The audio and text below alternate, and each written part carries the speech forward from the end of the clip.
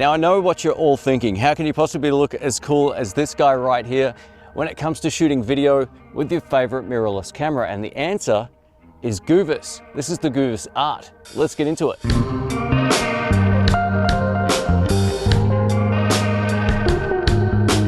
Welcome back folks, my name's Shane. In today's video we're checking out the Goovis Art personal headset. Now this particular headset can be used in a range of different applications, from gaming consoles to computers, mobile phones and cameras. And being that I review a lot of camera equipment, I thought we'd see whether or not it's a viable option outside and in when it comes to using it as a replacement for an electronic viewfinder on your favorite mirrorless camera. This is the first headset like this I've ever used, and I'm really impressed at not only how clear the image is, but how big the screen is that you see.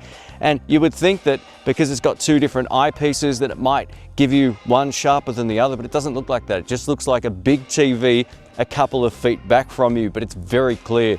You know, some people who like to shoot with mirrorless cameras use the EVF. Some people buy third-party EVFs or third-party field monitors. They use the selfie screen, but I want to test whether or not this headset would work well with my Panasonic LUMIX camera. So we're gonna give that a shot today, and we'll talk about the overall results, both outside and inside in the studio. Before we get into this video, a huge thank you to Goovis for providing this to the channel for this particular video. I have full reign to use this however I liked, and I thought it might be fun to test it with a mirrorless camera for both video and photography purposes, and I'll give you my thoughts about it as we go. Now this isn't a traditional EVF or anything like that, but it can be used with any HDMI output, which is why I thought it'd be fun to test it with some of my favorite mirrorless cameras. If you want to check this out, I'll link it down in the description box. Here we go. Before we head out and shoot, I'll just give you a quick rundown of the Goovis Art head-mounted display. While this might look heavy, it only weighs 110 grams with the standard strap. Now I'm using this zero pressure head strap, which is an optional upgrade. And while it's larger, I found it really comfortable to use, and it also is nice and quick to adjust thanks to this big wheel thing on the back that clicks into place. This can be used with and without conventional glasses, as well as we get a pair of diopters on the side, much like how you would on a camera, which is great. So if you wear glasses, you can adjust this to your vision requirements.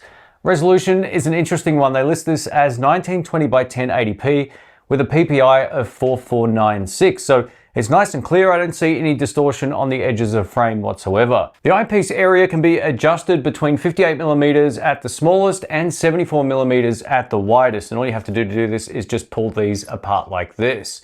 Now, for me personally, just having them all the way in was perfect, but just experiment around and see what works best for you. Now we get a set of built-in speakers and a 3.5mm headphone output socket.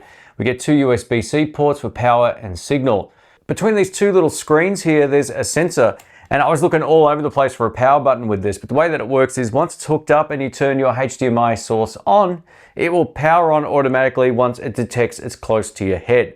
It's awesome. So yeah, once it's all hooked up, just put it on your head and you should be in business. Another thing I found interesting with the Goovis Art is that there's no built-in rechargeable battery anywhere. So the cool thing with this is it means if you're using it with a computer, you can just use the USB-C port on there to power this, which is cool.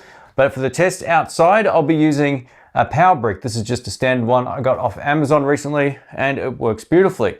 So you do need to power this, and there's pros and cons to this. It's one more thing to sort of take into consideration, but it also means that nothing in here is going to go bad over time, like most units that have built-in rechargeable batteries. So that's a good thing. When it comes to the audio side of this, we get two options. There's built-in speakers, but if you want the best quality audio, there's a headphone socket right here. So you can adjust the volume up and down by using these keys over here. We get a volume up and down button, and you get much better audio plugging into this 3.5mm socket. On the opposite side over here, we've got our brightness up and down, so you can fully adjust the brightness of the built-in screens. There's also a 2D and 3D button right above it, and this allows it to work with 3D devices, or if you're using it with a camera or just a standard computer, you can set it into 2D mode. Once you have everything dialed in the way that you want, you can use this little lock switch here to lock your settings in place. And lastly, we get this really cool magnetic forehead or, forehead sort of cushion here, which is easily washed and removed. So if you're sweating bullets outside, like I probably will, then this is a really great way of just being able to clean it without getting water anywhere near the rest of the unit. All right, let's get into some shooting. So I've got my G9 Mark II with the 12 to 35mm f2.8, and it looks like a bird has just pooped on it, which is fantastic. And I'm going to talk about the shooting experience outside here. So if I'm facing the sun, which is blasting me this way, the sensor is actually off on the unit, so it's not powering on automatically. But as soon as I turn around like this, it turns on. I'm just going to try and hold this as stable as I can. Now, my head is moving when I talk, but the image is nice and still. You kind of got to get used to that. I've got it on manual focus now. The trees are in focus. I'll go to the background, go to the foreground, go to the background, and go to that tree right in the foreground. So this is all on manual focus, and focus peaking looks fantastic. And again, it looks like I've got a much larger screen at my disposal. Now, one of the interesting things about this that I've noticed already is, say for example, I'm shooting with the selfie screen here. I can look at the selfie screen and twist my body left and right, and you can see on screen that it's very ergonomic and it's as you would be shooting normally.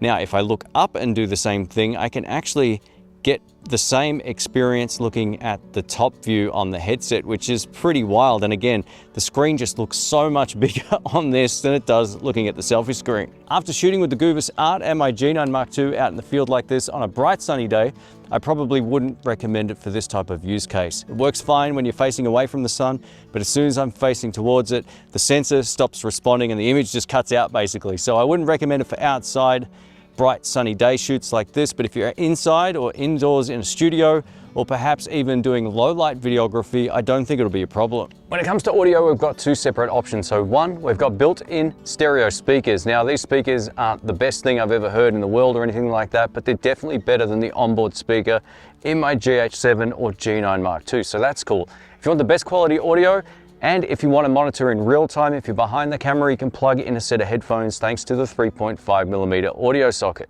All right, let me show you how to hook all of this up using a mirrorless camera. So this is my G9 Mark II over here, and I've got the HDMI port on the side. All I have to do is plug in the HDMI side of this in like that, nice and simple. And then this power cable that you get goes into the power supply, and then I can turn it on. And that's it. Being that I'm already wearing it, it will automatically kick in after a few seconds and it's already on.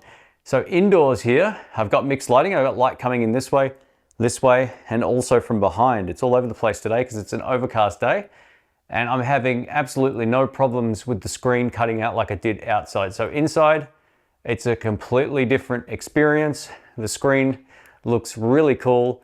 And if I adjust the brightness here, well, that's the 3D mode, don't switch on that one. If I adjust the brightness to maximum, it's nice and bright.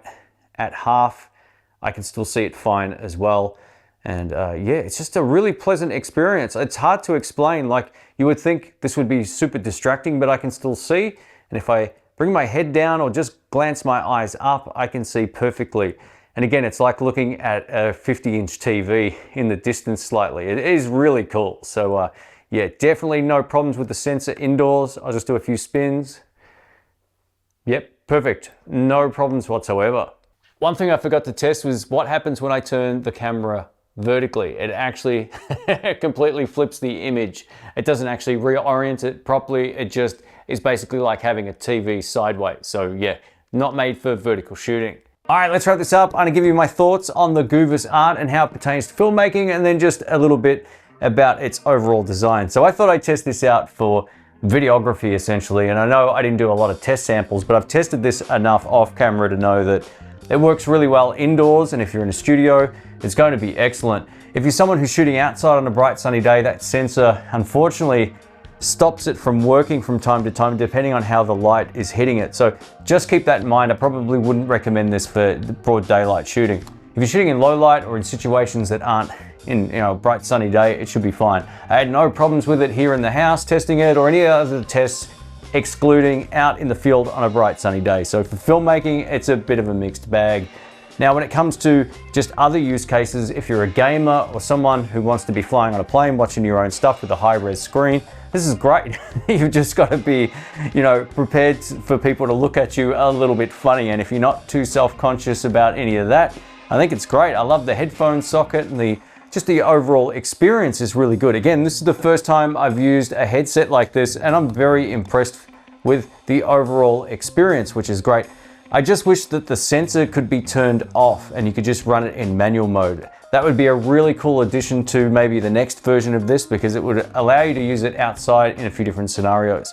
When it comes to the overall image outside, I could see it fine on the headset. It was just that the sensor was kind of getting in the way of it operating. So yeah, just keep that in mind if you're thinking about buying this, but this has been a whole lot of fun. And if you're in the market for a head-mounted personal display like this, the Goovis Art is definitely a pleasant experience. Again, you've just got to kind of get used to the form factor if you've never tried one. But for filmmaking, you can definitely get away with it in more controlled lighting situations.